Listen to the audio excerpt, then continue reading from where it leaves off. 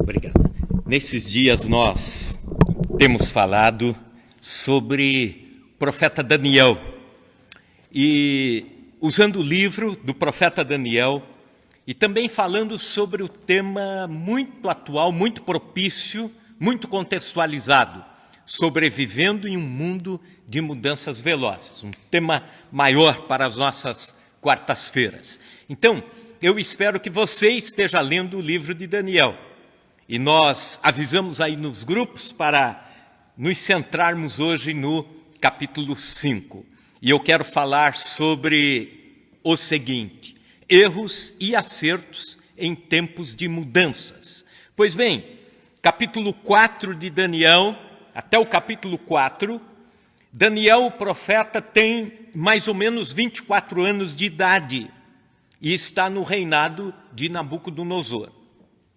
Mas do capítulo 4 para o 5, a história dá um pulo de 60 anos, 62 anos. E quando vamos para o capítulo 5, Daniel já é velho. Ele já tem 86 anos de idade aproximadamente e já está no quinto rei, depois de Nabucodonosor, o rei Belsazar, que é da mesma dinastia, da mesma descendência de Nabucodonosor. Portanto, agora, no capítulo 5, uma transformação mais veloz ainda está acontecendo no mundo. Está acontecendo em Babilônia, está acontecendo no mundo de então e também na vida de Daniel. Como você já acompanhou nos outros estudos, o Daniel foi passando de reinado em reinado, de década em década, e envelheceu em Babilônia, e depois de velho, terceira idade, as mudanças ainda continuam. E o capítulo 5 nos reserva algumas lições que podemos aprender para aplicarmos no nosso mundo hoje, no nosso mundo que está sendo um mundo de mudanças velozes. Abra no capítulo 5, deixa a Bíblia aberta, vamos ler do versículo 1 até o 7, e o texto diz: o rei Belsazar deu um grande banquete a 1000 dos seus grandes e bebeu vinho na presença dos 1000. Enquanto Belsazar bebia e apreciava o vinho, mandou trazer os utensílios de ouro e de prata que Nabucodonosor, seu pai, tirara do templo que estava em Jerusalém, para que neles bebesse o rei, os seus grandes, as suas mulheres e concubinas. Então trouxeram os utensílios de ouro que foram tirados do templo da casa de Deus que estava em Jerusalém, e beberam neles o rei, os seus grandes, as suas mulheres e concubinas. Beberam o vinho e deram louvores aos deuses de ouro e de prata e de bronze, de ferro e de madeira e de pedra. No mesmo instante, apareciam uns dedos de mão de homem e escrevia defronte ao candeeiro na caiadura da parede do palácio real. E o rei via os dedos que estavam escrevendo. Então se mudou o semblante do rei e os seus pensamentos o turbaram. As juntas dos seus lombos se relaxaram e os seus joelhos batiam um no outro. O rei ordenou em alta voz que introduzissem-lhes os encantadores, os caldeus, os feiticeiros. Falou o rei e disse aos sábios da Babilônia: qualquer que ler esta escritura e me declarar a sua interpretação será vestido de púrpura, trará uma cadeia de ouro ao pescoço e será o terceiro no meu reino. Agora, versículos 10 indo até o 13, a rainha mãe, por causa do que havia acontecido ao rei e aos seus grandes, entrou na casa do banquete e disse: ó rei, vive eternamente. Não te turbem os teus pensamentos, nem se mude o teu semblante. Há no teu reino um homem que tem o espírito dos deuses santos. Nos dias de teu pai, se achou nele luz, inteligência, sabedoria como a sabedoria dos deuses. Teu pai, o rei Nabucodonosor, sim, teu pai, ó rei, o constituiu chefe dos magos, dos encantadores, dos caldeus e dos feiticeiros. Porquanto espírito excelente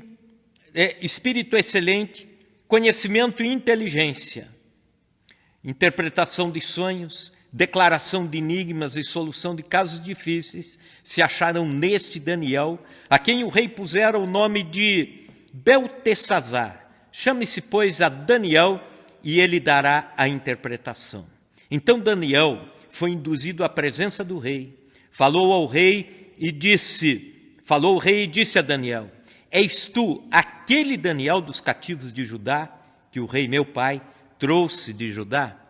Agora versículos 24 indo até ao 31. Então da parte dele foi enviada aquela mão que traçou esta escritura.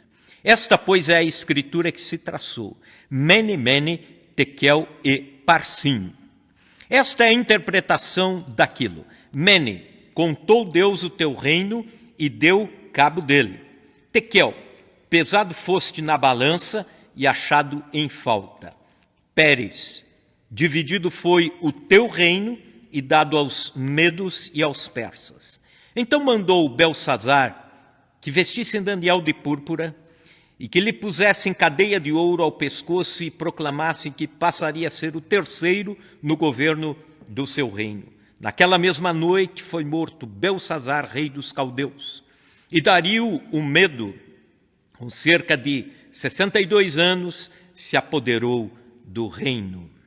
Pois bem, quanto mais veloz a vida anda, mais probabilidade de erros nós temos.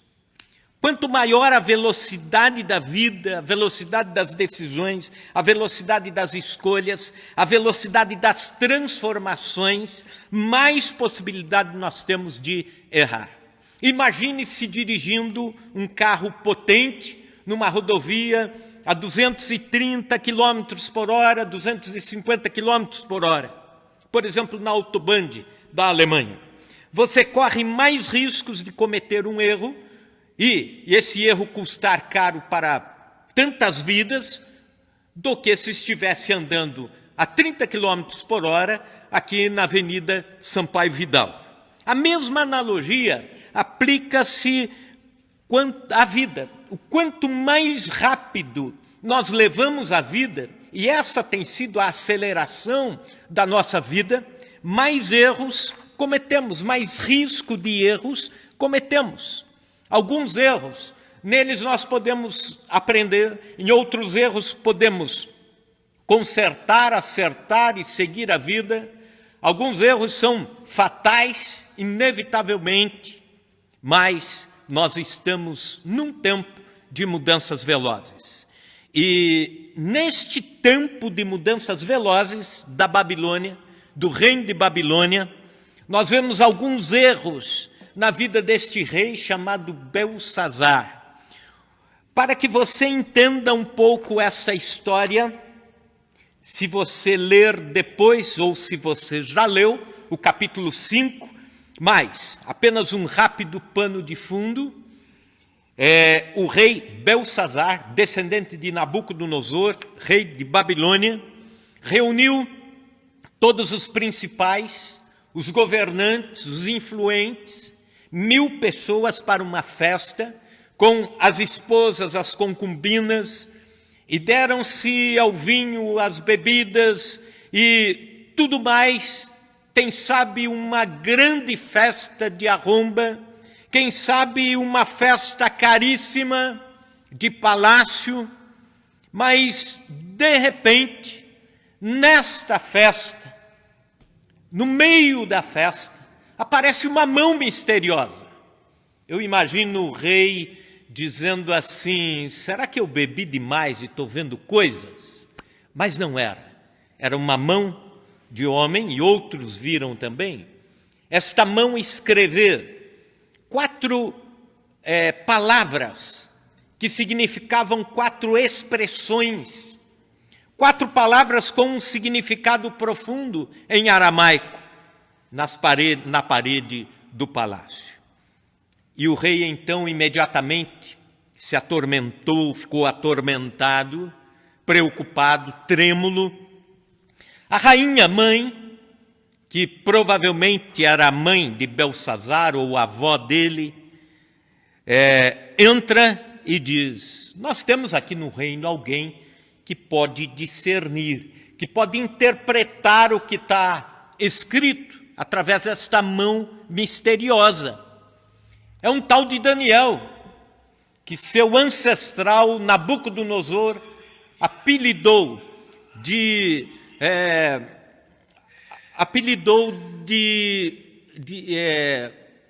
Daniel, que foi apelidado de Beltesazar.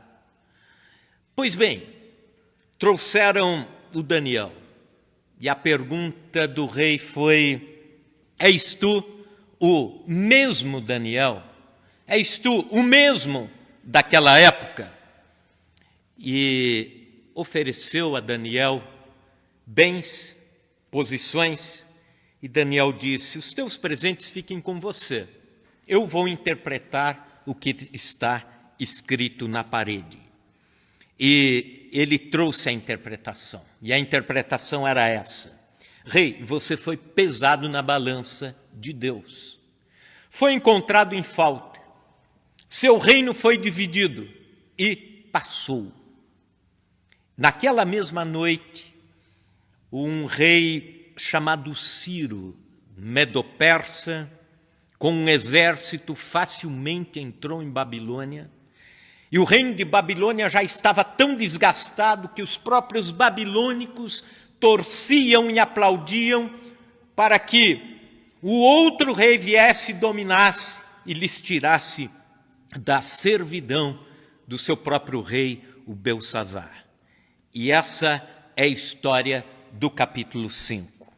Alguns erros que acontecem neste capítulo e que nos ajudam a entender como é importante nós termos o cuidado naquilo que estamos vendo ou provando neste mundo de mudanças velozes. O primeiro erro de Belsazar, a profanação do sagrado. Dos versículos 1 até o 4, a Bíblia diz que para esta grande festa, o Belsazar mandou trazer muito vinho e também os utensílios de ouro e de prata que Nabucodonosor, seu pai, tirara do templo. Qual templo? O templo de Jerusalém, o templo de Salomão. Os utensílios sagrados da casa de Deus, para neles beberem, para neles, com eles adorarem aos outros deuses estranhos. Pois bem, o juízo de Deus sobre Belsazar não veio somente em decorrência do seu orgulho, da sua negligência, da sua vaidade, mas também, principalmente, por causa da profanação aos objetos sagrados da casa de Deus.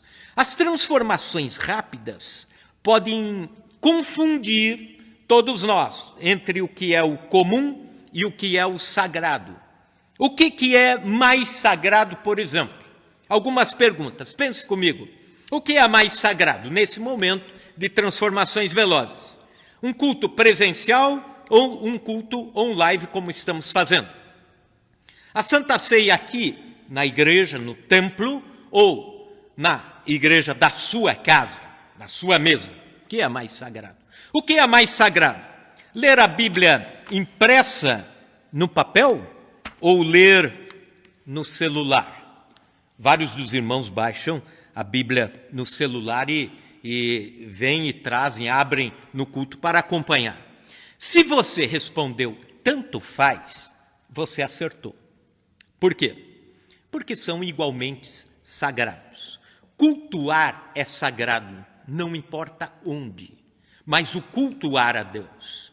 Agora, acontece que muitas pessoas negligenciam o culto ou banalizam a adoração a Deus, e aí sim, independente do local, você está tratando o sagrado como sagrado ou como banal, como fútil, como comum.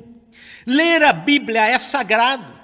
Lê-la no computador ou no celular ou no papel impresso ou tê-la de memória, tanto faz o método, mas o importante é que ela fale ao seu coração. O importante é o nível de atenção que ela traz à sua vida para transformar a sua mente e depois as suas atitudes. Sabe por quê? Porque tem gente que lê a Bíblia como nós lemos aquelas... Sabe quando vai abaixar um aplicativo no celular e aparece aquele contrato e você só puxa assim rápido para baixo e aperta lá eu concordo e não lê nada e pronto, já baixou. E às vezes as pessoas leem assim a Bíblia, dessa forma. Ou então, orar. Orar é sagrado, não importa como, não importa em que posição, em pé ou de joelhos, ou deitado, ou agachado, tanto faz. Mas o importante é que nesse momento sua vida esteja ligada com Deus. Porque não é um jogo de palavras que faz a oração mais sagrada ou menos sagrada. Não é a posição que você ora. Então, o sagrado tem a ver com o ato em si, e não com os costumes ou culturas que dizem respeito ao método. Mas nós, cristãos, temos que cuidar, porque nesse tempo de mudanças rápidas, que a gente chama de modernidade líquida, todos os valores e instituições estão sendo questionados. Está sendo questionada a legitimidade da Bíblia como palavra de Deus, está sendo questionada a importância da oração, é questionada a importância da igreja como instituição, e nesse tempo e nesse pacote de contestações, entra inclusive a família, onde pessoas dizem, tanto faz, formar a família ou deformar a família, ou então fazer ou desfazer, ou então quanto à igreja, dizem, não, eu sou a igreja de Cristo, eu ficar no meu lar, na minha casa, sem problema nenhum. O culto é apenas o ajuntamento e tal, e com isso vão perdendo a comunhão cristã. E em perdendo a comunhão cristã, em perdendo os laços, já não é mais o corpo de Cristo. Veja bem, Cristo, a Bíblia diz, amou a igreja e entregou a vida por ela. Que direito tenho eu de não amar aquilo que Jesus amou? Que direito tenho eu de amar o noivo, Cristo, e não amar a noiva, a igreja de Cristo? Então, nesse pacote de contestações, entra o cristianismo, e nesses questionamentos, corremos o risco de banalizar o sagrado. Foi o erro primeiro de Belsazar. Mas também eu posso, olhando para esta história, encontrar o segundo erro de Belsazar, a negligência da história. Veja comigo os versículos 18 em diante. O Daniel vai falar com Belsazar. E ele diz o seguinte, versículo 18. Ó rei, Deus o Altíssimo, deu a Nabucodonosor, teu pai, o reino, grandeza, glória e majestade. Por causa da grandeza que lhe deu, povos, nações, homens de todas as línguas, tremiam e tremiam diante dele. Matava quem queria e a quem queria deixava com vida. A quem queria exaltava, a quem queria abatia.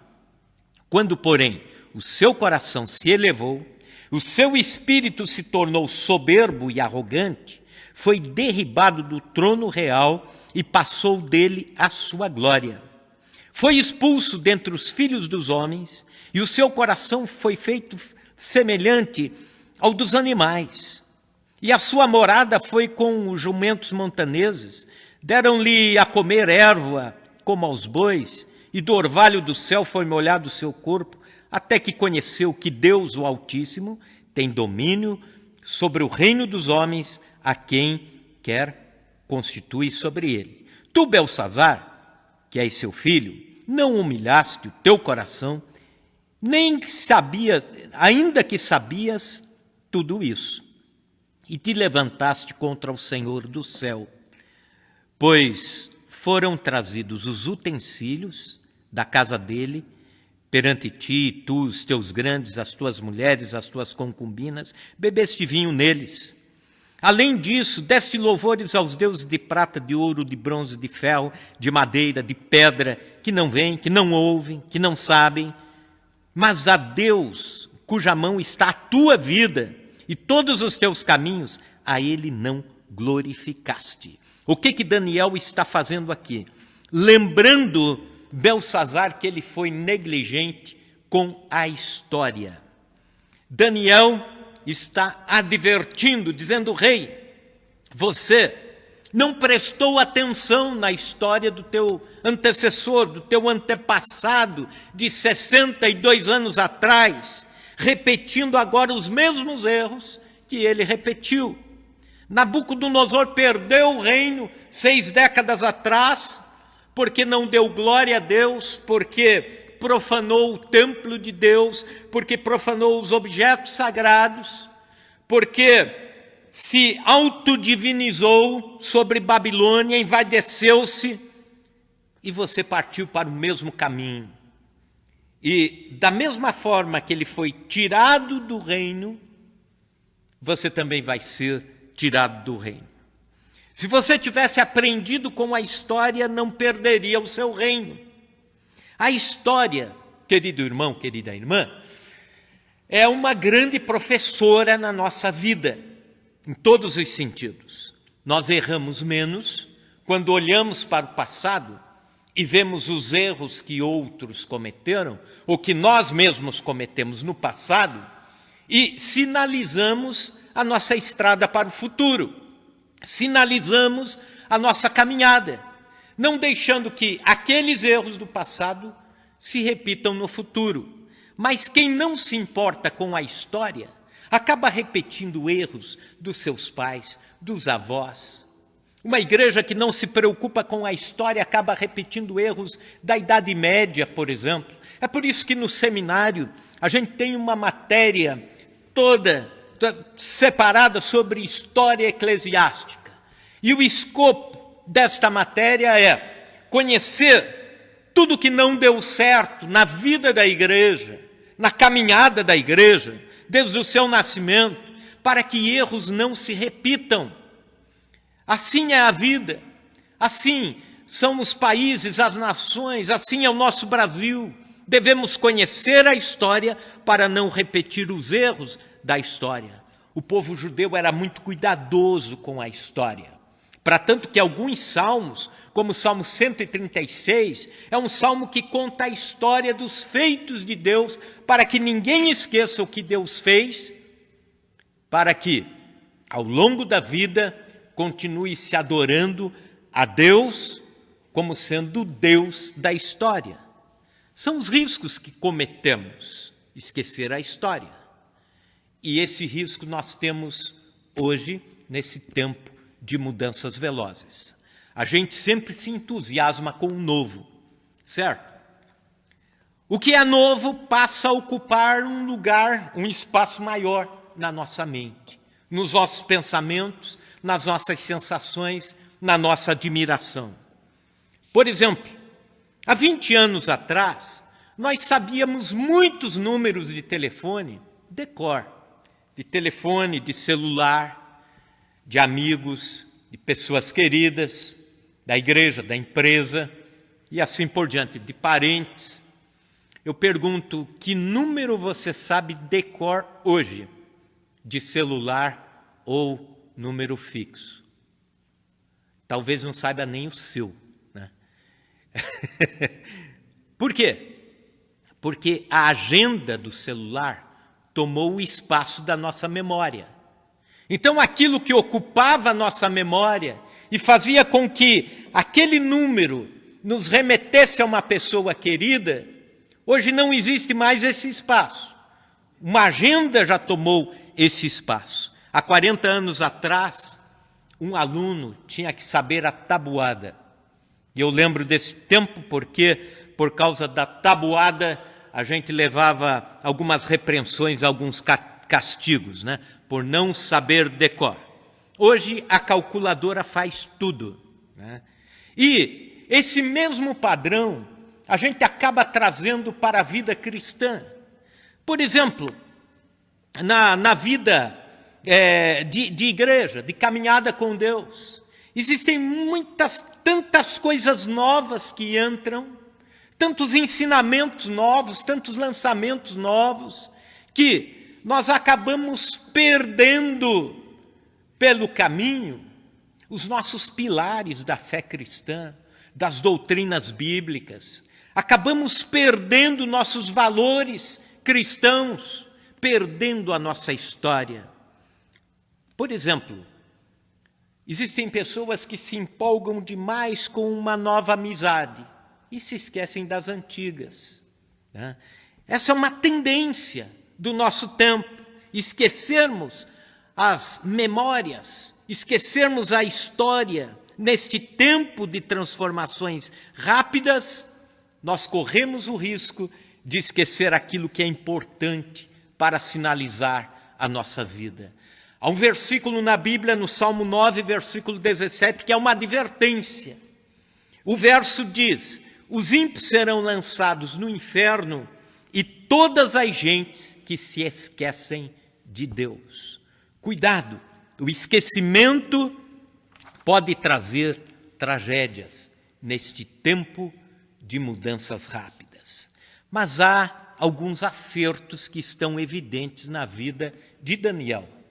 Se nós olhamos para um personagem neste capítulo dizendo, este cometeu erros, nós olhamos para a vida do outro personagem e dizemos, este continuou acertando. O mesmo Daniel que acerta 62 anos atrás, continua sendo referencial. O primeiro acerto de Daniel é a constância na conduta. Veja o versículo 13. Então Daniel foi introduzido à presença do rei. Falou o rei e disse a Daniel, és tu aquele Daniel dos cativos de Judá, que o rei meu pai trouxe de Judá? És tu aquele Daniel? Daniel, nesse episódio, como eu já falei, não é mais o jovem que era conselheiro de Nabucodonosor. Agora ele já está com provavelmente 86 anos de idade. Até aqui, nós já estudamos 62 anos de história de Daniel em Babilônia. Cada vez nós estamos num mundo mais descartável e temos a dificuldade de continuar a ser a mesma pessoa. E eu não falo com relação a algumas mudanças que acompanham o nosso dia a dia, os nossos desgastes, mas estou falando de mudanças de propósito de vida, mudança de caráter, mudança de valores. Nós estamos num mundo onde as coisas acontecem muito rápido e é muito difícil a constância e ela continuará sendo mais difícil ainda. Meu falecido pai foi pastor durante muitos anos, até os 80 e poucos anos de idade, pastoreou, mas ele também era funcionário público federal e ele começou a sua carreira como funcionário público federal aos 18 anos de idade, ou melhor, aos 19 anos, logo após o serviço militar, e na mesma carreira ele se aposentou. E foi um grande exemplo de constância. E nós estamos num tempo em que não encontramos mais esses referenciais. Sabe, aqueles cantores, por exemplo, assim, que grava uma música, faz sucesso e desaparece, e aí logo já vem outro, e grava e faz sucesso e some.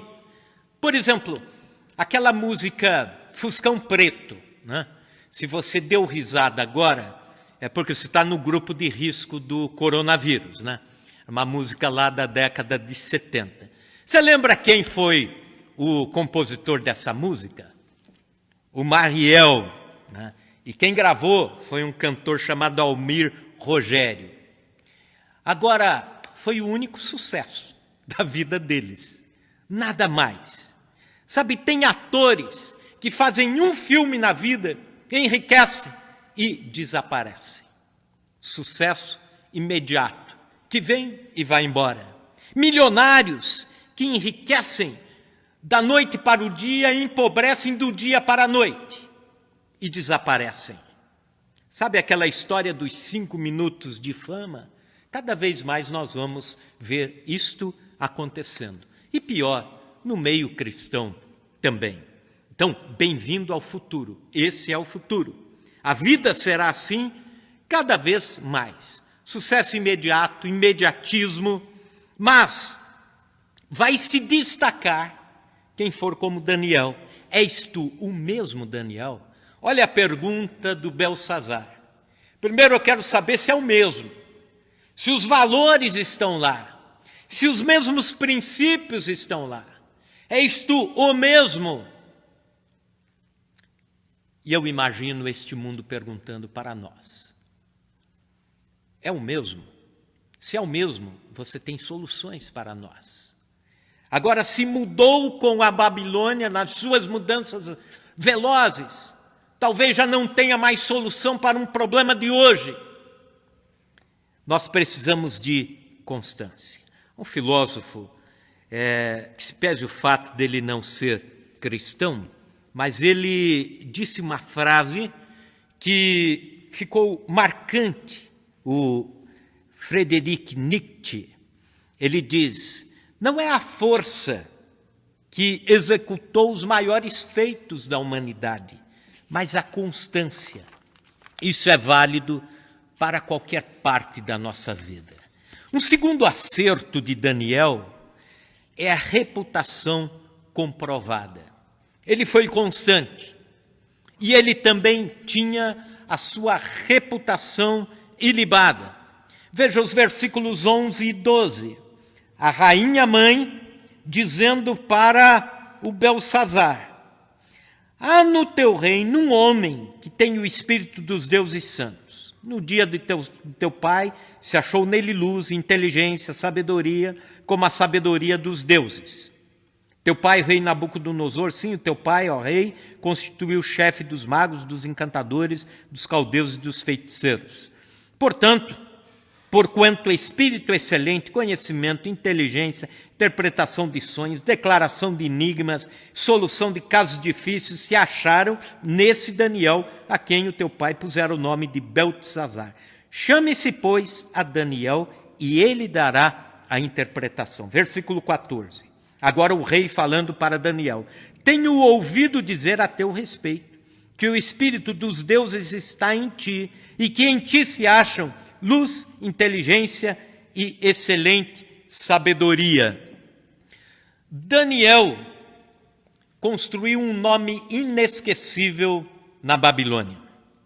60 anos se passou e as pessoas ainda lembravam de Daniel. Isso é reputação. O nome Daniel significa Deus é meu juiz, na língua hebraica. Mas quando se falava de Daniel em Babilônia, se remetia à excelência, à sabedoria, à inteligência, à presença de Deus na vida deste homem.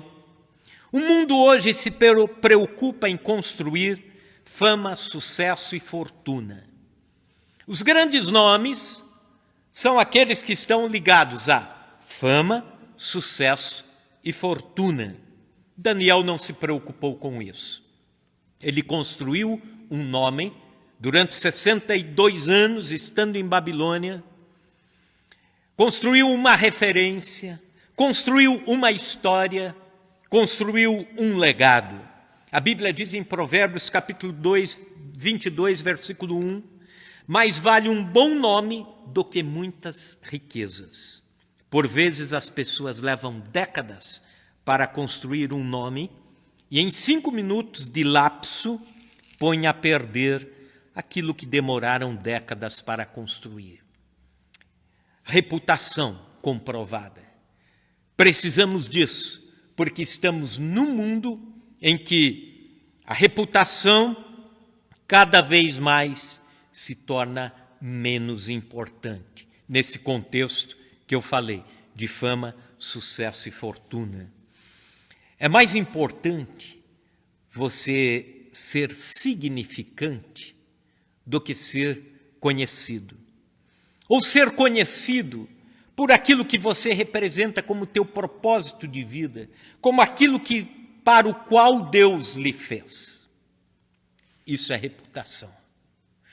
Também, terceiro acerto de Daniel é que ele tinha pretensões equalizadas. Veja o versículo 17.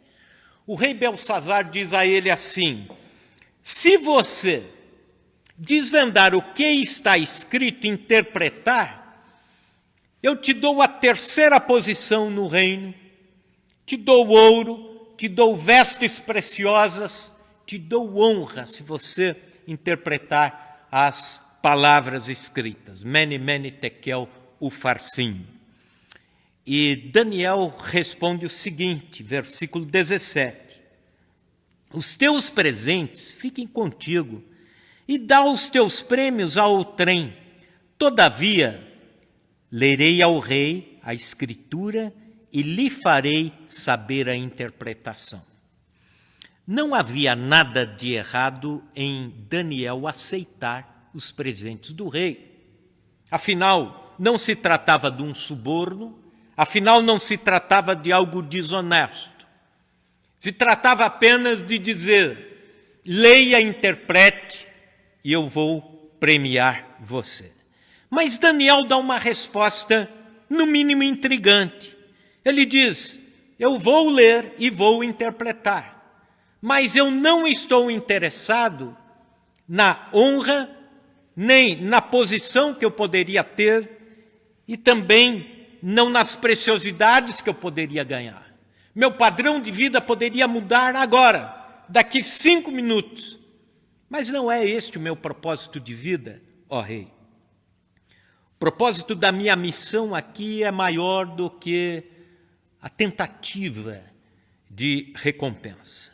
Isso nos ensina que, neste mundo de tantas ambições, e as ambições continuam e vão continuar, e talvez bem piores, não faça do dinheiro ou da posição ou da função a sua única motivação ou a sua última motivação para o trabalho, para a vida, para a profissão, para a vida cristã, para o ministério.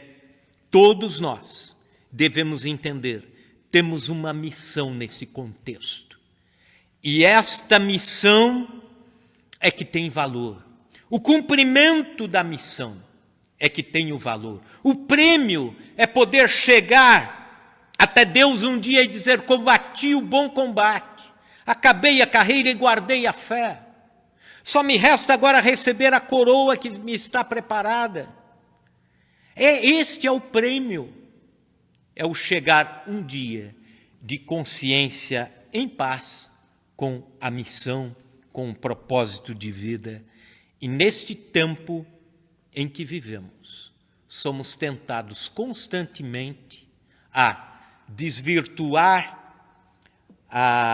o propósito de vida e a missão a partir das ofertas de prêmios, até mesmo para tal. Algum tempo atrás, um colega pastor participou da equipe de um grande pregador, e ele dizia o seguinte, referindo-se àquela equipe, àquela instituição, ele disse: começou tudo bem. Começou com o coração, com a alma, tudo começou de uma forma muito espiritual. Mas sabe quando você vai construindo um império e, de repente, você tem que mudar o discurso para manter o império, porque senão vai desmoronar.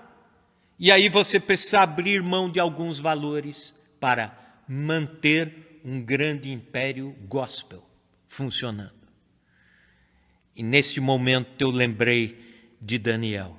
Nós não podemos negociar a missão. Ela é mais valiosa do que os prêmios advindos de qualquer espaço, inclusive da nossa missão. O grande acerto de Daniel, ele tinha as pretensões equalizadas. Ele não abriu mão daquilo que era o seu propósito dentro de Babilônia. Vamos orar a Deus. Nós estamos num tempo de erros ou acertos, porque o mundo está andando velozmente. A sociedade em velocidade. Conhecimento veloz. Tecnologia, nem se fale. Os padrões, cada vez mais mudando valores, princípios. E neste mundo de mudanças velozes, nós corremos risco de errar, ou podemos também acertar. Que Deus nos ajude a olhar para o capítulo 5 de Daniel e acertarmos como Daniel. Vamos orar? Senhor Deus, nós queremos hoje, diante da Tua palavra que foi lida, explanada, explicada, ensinada, queremos, ó Deus, nos quedar e queremos, nesta hora, transformar esses momentos. Em primeiro lugar, Senhor, um pedido de perdão, quando em meio à vida, em meio à correria da vida, nós cedemos e erramos como Belsazar.